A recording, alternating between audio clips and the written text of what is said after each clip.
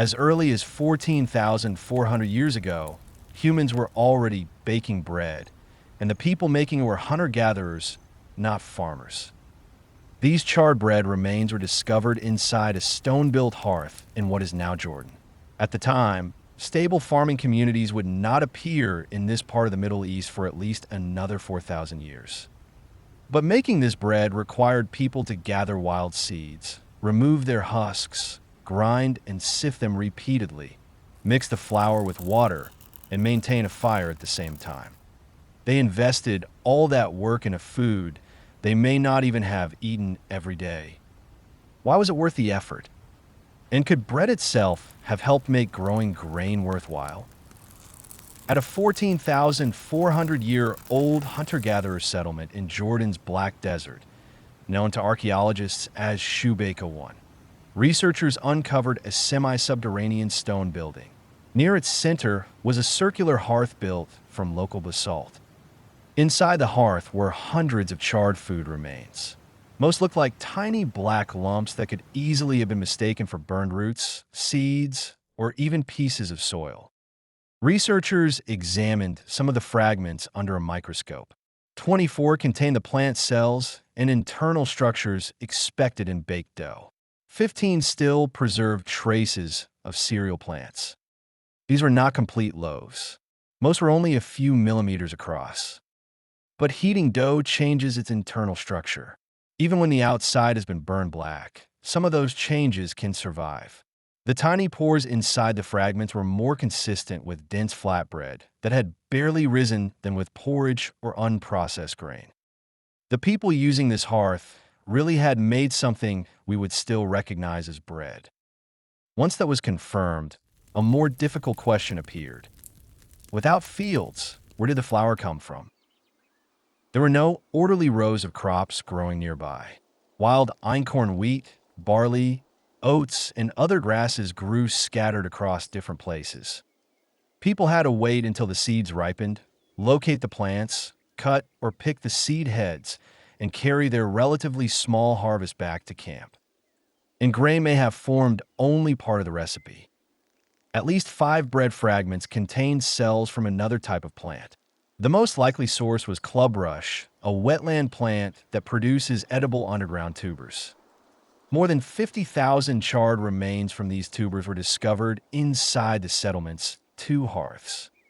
To use them, people had to dig the tubers out of wet soil, remove the mud and outer material, and then pound or grind the edible parts into powder. So this was not a simple wheat bread. It may have combined flour made from several wild grasses with flour ground from underground tubers. Finding the ingredients was only the beginning. The hardest work came afterward. Wild grain brought back to camp was mixed with husks, stems, and grit. People first had to separate the edible kernels from everything else. The seed heads could be rubbed or beaten. Lighter debris was winnowed away, and the remaining grain was placed on a fixed lower grinding stone. A handheld stone was then moved back and forth across the grain. The first grinding did not immediately produce fine flour. It created a mixture of powder, broken kernels, and coarse particles. The finer material had to be separated out, while the larger pieces were returned to the grinding stone. The same small pile of grain went through several stages, becoming finer each time. What is truly surprising is that this flour may not have been coarse at all. The particles preserved in the bread were extremely small. The fragments also contained very few of the whole grains, husks, and rough impurities commonly found in bread from later periods. The flour may have been carefully ground and cleaned until it was almost as fine as modern flour. That changes the entire story. This was not a handful of seeds accidentally dropped into a fire. It was a planned food.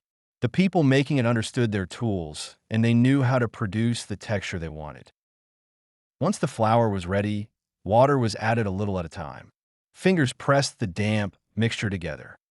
The tiny pores preserved inside the fragments suggest a dense dough with little visible rise, rather than a light and airy loaf. No specialized bread oven was found at the settlement. The dough may have been flattened and placed directly on heated stones or set among the hot ashes at the edge of the hearth. The surface would dry first. As heat moved into the dough, the center gradually became firm. One side might already be charred while the other remained lighter. The finished bread was probably thin and dense, with uneven edges. It was not a soft modern loaf, and it was not a perfectly round pita. Now the original question becomes even harder to answer. Why would people spend so much effort turning wild plants into this particular food? The first possible answer is practical. Grinding breaks apart hard seeds. Removing the husks reduces the tough material surrounding them. Adding water and heat makes starch easier for the body to use and makes the food easier to chew and digest. Instead of eating large quantities of dry seeds one by one, people could combine grains and tubers into a cooked food with a different texture and flavor. But making the ingredients easier to eat still does not explain every step. They could have stopped once they had course meal or porridge.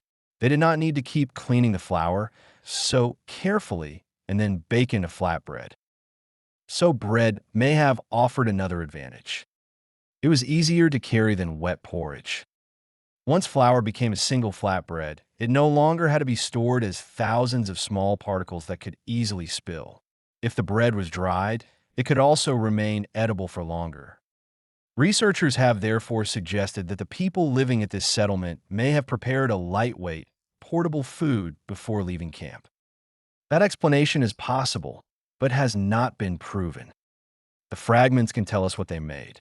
They cannot tell us who carried the bread away or where those people were going. There's also a third possibility. Bread may have been special precisely because it required so much work. Wild cereals do not appear to have been the main food of the hunter-gatherers living there.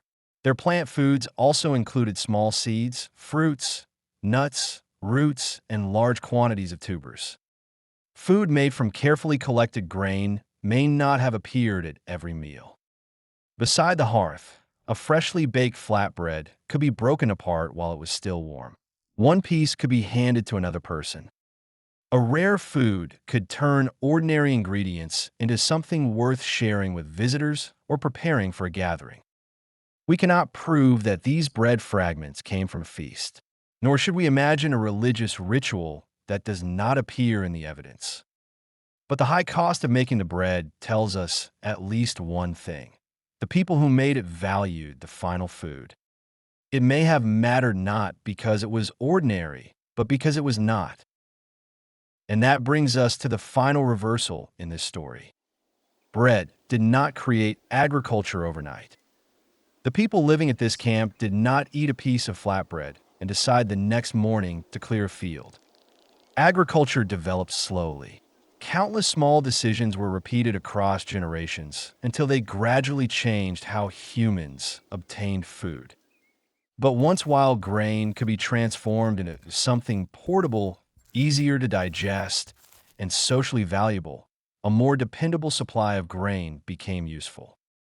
Over many generations, people may have spent more time returning to places where grain grew densely, managing those plants, and eventually planting grain themselves.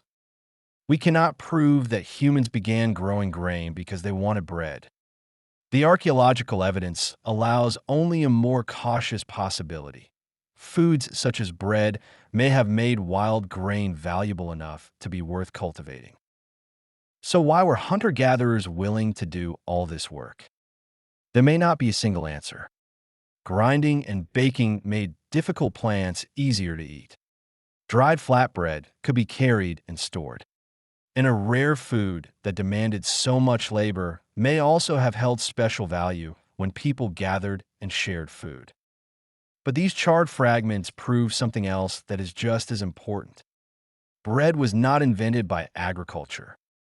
Thousands of years before domesticated grain became a reliable everyday food, humans already knew how to transform wild plants into something carefully and skillfully processed. Today, farms, mills, and ovens hide most of that labor. At this ancient camp, every step had to be done by hand.